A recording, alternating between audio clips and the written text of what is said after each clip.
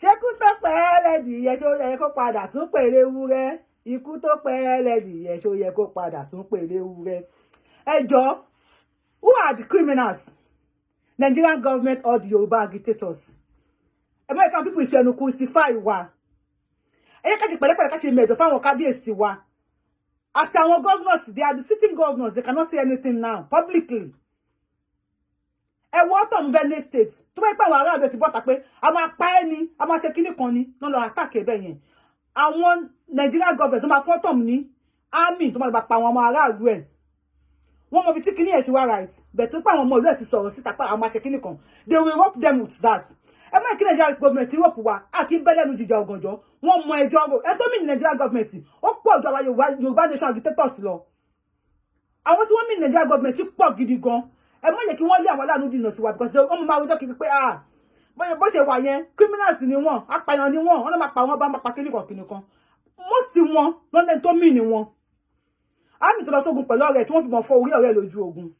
Ìbọn bá òun lẹ́sẹ̀ wọn gé ẹsẹ̀. Ọdẹ́lé Nigeria government wọn sponsor àwọn ọmọ ẹ̀ wọn provide anything fún ilé tó ń gbé lánàá ọdún lè jáde. Ìyàwó ẹ̀ tó ń tajà lẹ́gbẹ̀ẹ́ títì káńsù gbé ọ̀jẹ̀ wọn wọ àbí tó ní ṣọ́ọ̀bù káńsù wọ ṣọ́ọ̀bù ẹ̀. Ọmọ ẹ̀dá láàrin kiri. Ó wá sí tẹlifíṣàn ó rí Boko Haram tó yìnbọn tó àwọn Boko Haram ó ń tọ́jú fún ọ ní amnesty. Who are the criminals? Injustice látara Nigeria government ni àbí Yorùbá nation agitators. Who are the criminals? Ṣé bẹ́ẹ̀ pé àwọn mi wọ́n protest. They protest against bad government. They protest on paid salary. One protest, they were shooting sporadically to the air. One ní ìbọn tó fi jagun Biafra kù lọ́dún 1960. Not for come and buy àwọn Boko Haram jà. Why Boko Haram are using sophisticated weapons?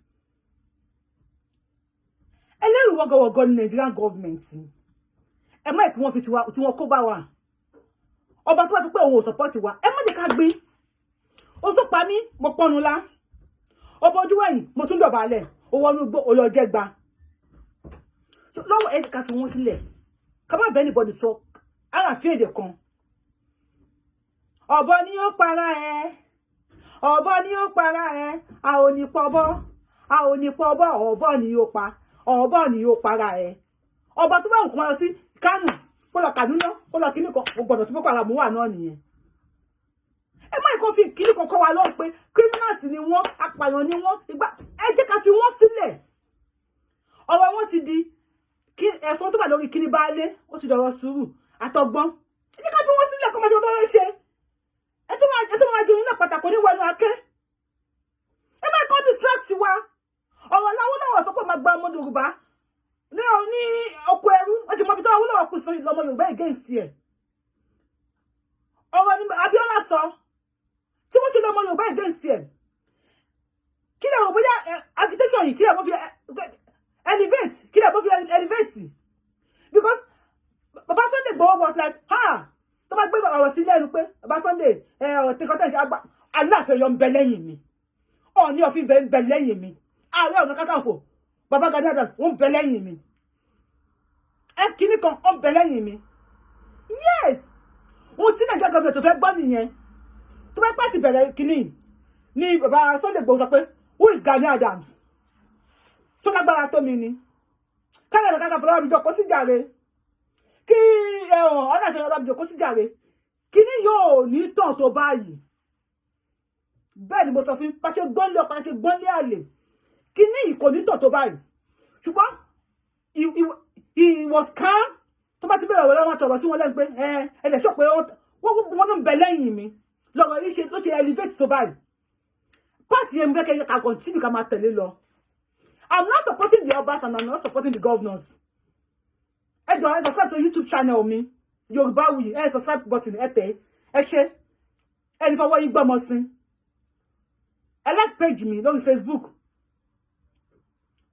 Ẹ dẹ̀ follow mi. Kẹ́ lè máa rí àwọn nǹkan. Níwọ̀n bá pọ̀lọ̀ tèmi tí mo lè sọ kẹ́ lè máa rí gbọ́. We don't have to talk. We don't have to say anything out. Anything negative. We don't have to say it out. A máa pa wọn, a máa bẹ́ wọn, a máa gé wọn lọ́rùn ni. Ẹ má yẹ ká sọ, ẹ fi wọ́n sílẹ̀. Ẹ fi wọ́n sílẹ̀.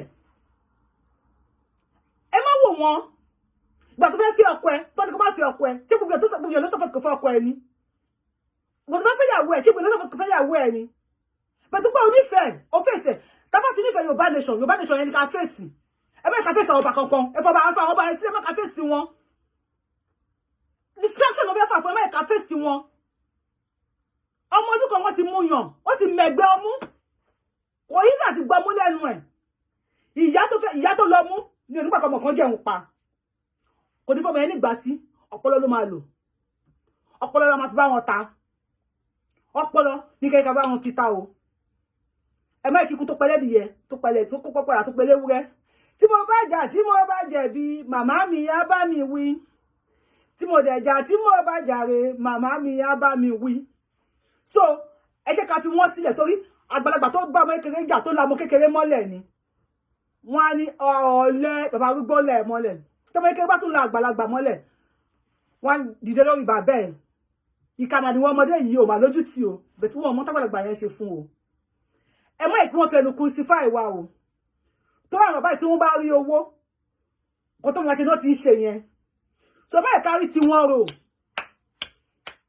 ó tó pa mí mo pẹ́nu lálọ́rọ̀ wọn o ó bójú wẹ̀yìn mo dọ̀bálẹ̀ tó bá wọlé tó bá fẹ́ lọ jẹ́gba tí àwọn dáràn tó dẹ̀ wọnú gbómi nílẹ̀ káwọ́ sẹ́ẹ̀ fáwọn dáràn kò ní di ariwo kò ní pẹ́ ṣe fídíò àṣàfi wọn ṣe bẹ́ẹ̀ lásán ní àwọn dáràn àṣàfi wọn ṣe bẹ́ẹ̀ lásán ní mo ní kàṣàfi wọn ṣe bẹ́ẹ̀ lásán ní kàṣàfi wọn ṣe bẹ́ẹ̀ lásán ní kò lépo nínú bẹ́ẹ̀ ni kò ní yọ nínú dáràn tó wá kàmú Yorùbá mọ́lé kò láta nínú kò ní tòmátò òròmọdìyẹ tẹ̀yẹ àṣàbágbé lórí igi ni yóò ti ṣe dájọ́ ẹ̀ àṣàfi wọn ṣe bẹ́ẹ̀ lásán ní ẹ follow mi.